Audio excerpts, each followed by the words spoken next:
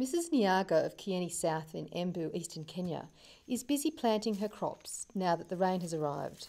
She's setting up an on-farm trial with the help of staff from the Kenyan Agricultural Research Institute.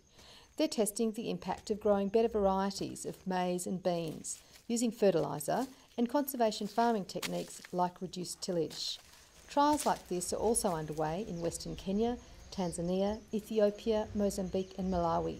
They're part of the Australian-funded Simlesa program, which is helping African farmers boost the production of maize and legumes for household and national food security. When we plant some maize and get diseases, they don't grow well.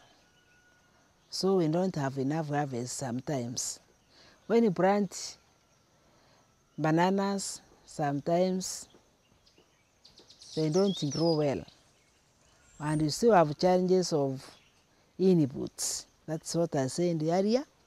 As I say in the area, because when you don't have enough money and you have nowhere to sell your things, that is the problem of marketing. It will be very hard to buy those things from the market because presently they are becoming more and more expensive. So we have those problems. As a farmer, I've experienced those ones. With the help of an advisor, Mrs. Nyaga is testing ways to increase her yields. Conservation farming is one when the crops are planted without disturbing the soil, along with fertiliser, manure and better varieties. So Simlesa came up with these technologies on conservation agriculture. It has worked in other areas and it is improving yield